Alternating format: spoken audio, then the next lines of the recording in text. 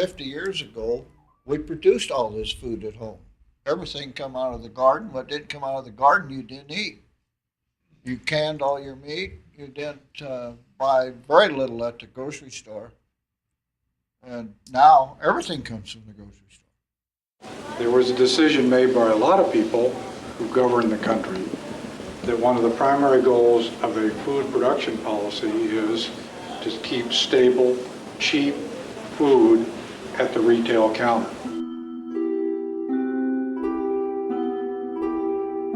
The food and agricultural systems in the United States have changed dramatically since the 1950s, largely in response to consumer demand.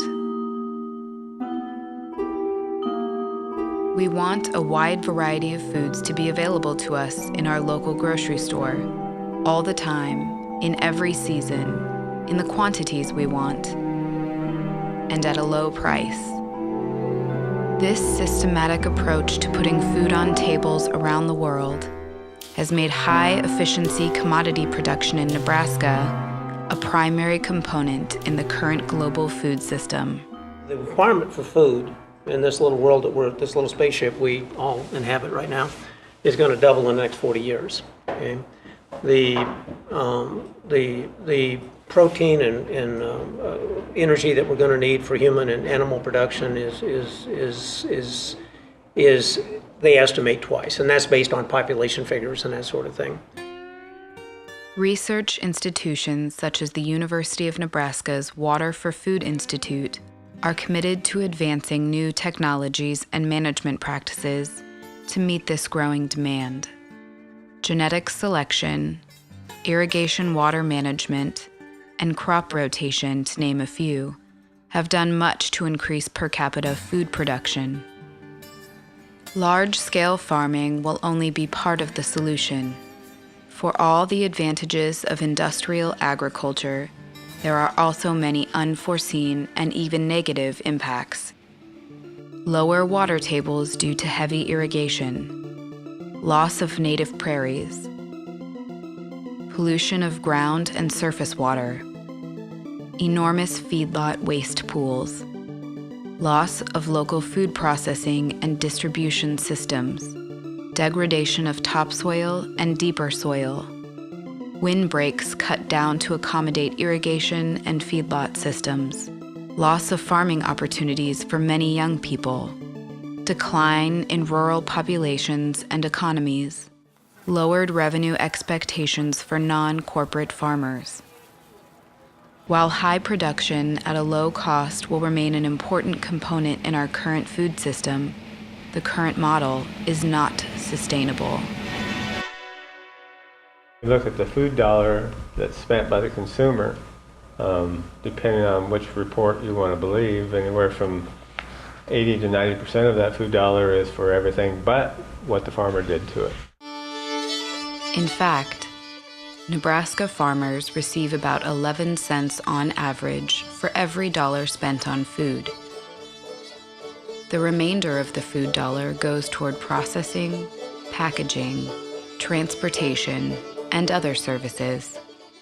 We act a lot in this area as a third world country. We ship out cheap raw products and then we buy back the products after they've been added value. We need to find a way to add value here locally. You got to get the capital in to develop the infrastructure, and that's probably been the biggest difficulty of diversifying agriculture in this part of the world, is because there's lots of great ideas out there, lots of people really wanting to try things, but they can't get the money together to put together the facilities to allow it to be done on any kind of scale. First thing you need is a crazy banker. Bankers know how high they can go with you on corn land, bean land, cattle. This is new. In this area, this is new, and it's really tough to find financing to go into something like organic baby carrots or cabbage and get the funding to get it kicked off. That, getting your foot in the door is really tough. Of the 90% of Nebraska's land area used for agriculture, much of what is produced is not directly food. It is feed, food additives, biofuels, and other byproducts. This is changing. Locally grown food has been gaining traction in Nebraska and represents a tremendous opportunity for rural and urban communities. You know, in the food business, I think there's a growing trend for consumers to vote with their dollars for food produced in more responsible ways. And that's I don't think that's going to solve the whole problem, but I think it does create some incentive for companies in the food business to begin developing products and identifying products as produced in responsible ways. By diversifying crops and livestock, and by becoming part of the burgeoning local food system, food producers are retaining a greater portion of that consumer food dollar. We have lots of young farmers interested in food farming instead of crop farming, and yet they all function individually. And one of the issues is that they can't create enough to actually be a part of the market. They sort of operate on the fringes.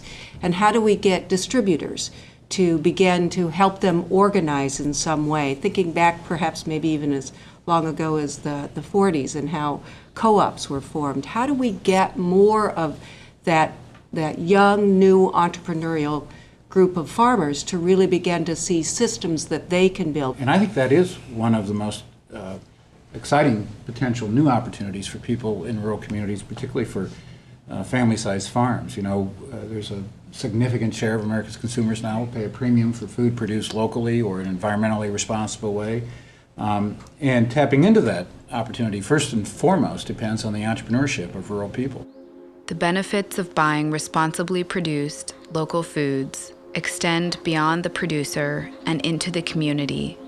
You've got your local growers. If you're buying produce from them, then that money stays local in the community. And I don't think people understand the sevenfold thing or whatever the statistics are now. But you've got to get the word out to the people, and they've got to understand that, yeah, it may cost you a little bit more right now, but 1% of what you're spending is also helping to secure your job. Local foods also reduce reliance on fossil fuels. The average food item in the U.S. now travels an estimated 1,500 to 2,500 miles from farm to table, resulting in 120 million tons of carbon dioxide emissions each year. You can buy within the time span of where the product was picked. It is so much more nutritionally dense than something that's been flown across the country. When it hits even the grocery store, your product is 10 days old at that point, and you don't know how long it's been sitting on the shelf after that. They keep spraying it and propping it up and making it look good, and who knows how long it is before it actually is purchased. A consumer myself is buying something that is safe and is going to have the lowest pesticide load possible. Those are very important things to me from just being a consumer of that product. But, whatever goes into the ground goes into the water. I mean, it all interconnects and, affects me and everyone else in my community too. So education is huge because people, I think they just don't know exactly the benefits of eating something that is, so fresh. Community gardens and food cooperatives are also increasing in number and importance throughout Nebraska's food system. Community garden movement is not so much as putting gardens in communities, it's building communities out of gardens. And it makes for safer neighborhoods, and people get to know their people across the street from them, not unlike people that have ever lived in an apartment don't know the people down the hall. But it brings those folks together. But it also is really the most viable routine for community education on food preservation, on ecosystems or composting, things that will make gardening sustainable. That as people work in gardens, they begin to remember again where crops come from, how that food has to go through a production system. And when people begin to recognize that link again, I think that's one of the places where we can be most successful. The prevailing wisdom that large-scale, monoculture operations are the best means to meet global demand for food may be tested in coming decades. Soil degradation, weather extremes, weeds, diseases, and pests threaten farming operations large and small. Some models predict Nebraska will be too far south to grow corn by the year 2050. Smaller farming operations, and those with greater crop diversity, are better able to adapt to climate changes. Smaller, diversified farms are also less dependent on heavy machinery, eliminating a major cause of soil erosion and habitat loss. Despite the many benefits of family farms, questions remain about the efficiency of those operations as compared to high-yield corporate farming. You know, we've got a lot of family farms out there on the crop side, who can produce food very efficiently. And on the livestock side, where we've lost most of our family hog farms, it hasn't resulted in greater efficiency. A lot of studies over the years have shown that we could produce hogs basically as efficient on smaller farms using low-cost facilities as we can in these large mega farms. And so there are a lot of factors that go into that, like, they have the market power to demand premiums that need to be addressed in public policy. And this is not just an issue for family farms, it's an issue for all of us, because if we care about efficient use of nutrients, to keep it out of the water, to have enough phosphorus and nitrogen on the land where it can help us grow crops, and we ought to be concerned about having all of our hogs in this state in a few giant operations, because what we're doing is concentrating more manure in a given place than you can cost effectively apply to land, and you're squandering all those fertilizer resources. You're creating methane emissions that you wouldn't have to have, because to deal with that much manure in one place you have to put it in an anaerobic lagoon, which gives off methane, which creates climate change. So again, these issues are related, and we don't have to go to corporate farming. We seem to have made that decision in our public policy in the last couple of decades. But we can have a very efficient agriculture, and I would argue a more resource-responsible agriculture that is in a better position to make good use of our natural resources with family-sized operations. Now, we've got to get our public policy right, and we haven't done it. We've got a public policy that's biased toward bigness in America, and that's what we're getting. But it's going to cost not just farmers and rural communities, it's going to cost our environment, too. But so from your perspective, Chuck, so why haven't we done that?